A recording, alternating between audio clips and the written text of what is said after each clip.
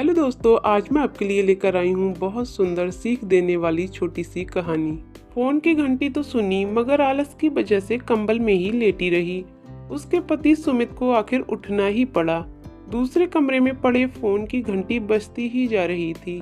इतनी सुबह कौन हो सकता है जो सोने भी नहीं देता। इसी चिड़चिड़ाहट में बड़बड़ाते हुए उसने फोन उठाया। हेलो, कौन? तभी दूसरी तरफ से आवाज सुन सारी नींद खुल गई। नमस्ते पापा।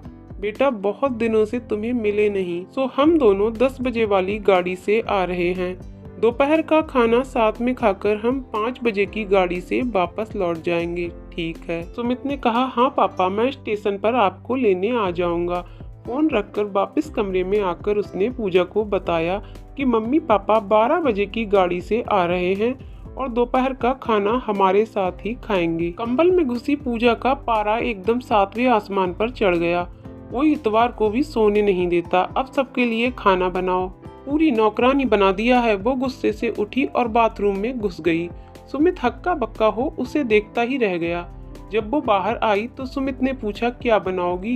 गुस्से से भरी पूजा ने तुनक कर जवाब दिया, अपने को तल के खिला दूंगी।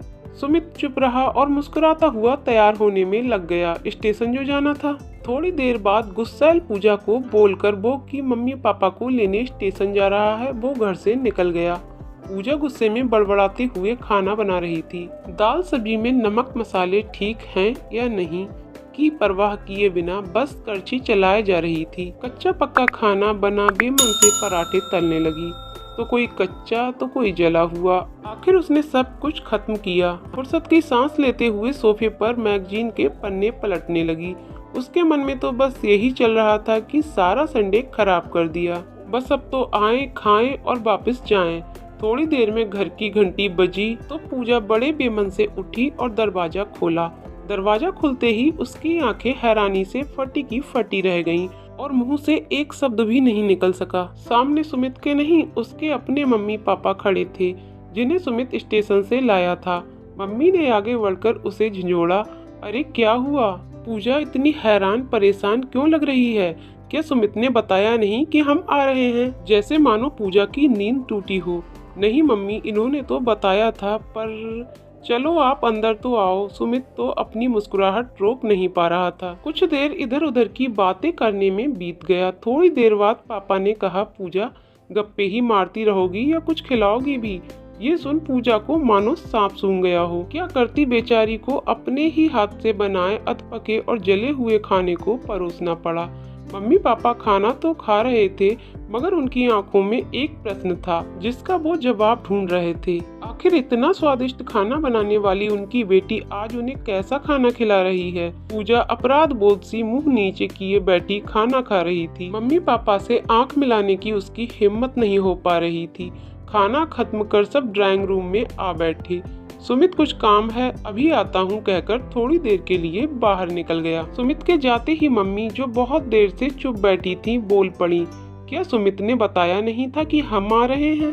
तो अचानक पूजा के मुंह से निकल गया, उसने सिर्फ ये कहा था कि मम्मी पापा लंच पर आ रहे हैं। फिर क्या था? पूजा की मम्मी को समझते देर नहीं लगी कि ये क्या मामला है। बहुत दुखी मन से उन्होंने पूजा को समझाया, बेटी हम हो या उसके मम्मी पापा, तुम्हें तो बराबर सम्मान करना चाहिए। मम्मी पापा क्या, कोई भी घर आए तो खुशी खुशी अपनी हैसियत के मुताबिक उसकी सेवा करो बेटी। जितना किसी को सम्मान दोगी उतना तुम्हें प्यार और इज्जत मिलेगी, जैसे सुमित हमारी इज्जत करता है। सुमित अगर चाहता तो कोई बहाना बना के हमें स्टेशन से लेने के लिए मना भी कर सकता था और हमें बुरा भी नहीं लगता, लेकिन सुमित ने अपना फर्ज निभाया। उसी तरह तुम्हें भी उसके माता पिता और संबंधियों की इज्जत करनी चाहिए। रिश्ता कोई भी हो, हमारा या उसका, कभी फर्क नहीं करना। पूजा की आंखों में आंसू आ गए और अपने को शर्मिंदा महसूस कर उसने मम्मी को वचन दिया कि आज के बाद फिर ऐसा कभी नहीं होगा। निश्चित ही हमें विचार करना होगा, क्या ये ठीक है? क्या ये घटना 10 से 8 घरों में नहीं होती है? रिश्तों में अपना पराया कैसा, रिश्ते निभाने से ही निभते हैं। हम ही अपने बड़े बुजुर्गों माता पिता का सम्मान नहीं करेंगे तो हमारा सम्मान कौन करेगा? इंसान जैसा बोता है वैसा ही काटता है। बच्चे अपने माता पिता को देखकर ही सीखते हैं। हम और आप भी तो एक दिन बूढ़े होंगे, तब अगर यही काम हमारे बच्चे हमारे साथ करेंगे तो क्या हमें अच्छा लगेगा? नहीं ना? तो आओ हम सब मिलकर समाज, राष्ट्र, देश ही नहीं पूरी दुनिया को एक नई दिशा दें, जो कि हमारी संस्कृति और सभ्यता है। दोस्तों, आपको कहानी कैसी लगी कमेंट करके जरूर बताइएगा। कहानी पसंद आई हो तो वीडियो को लाइक शेयर करें और चैनल को सब्सक्राइब करें। वीडियो को अंत तक देखने के लिए बहुत बहुत धन्यवाद दोस्तों।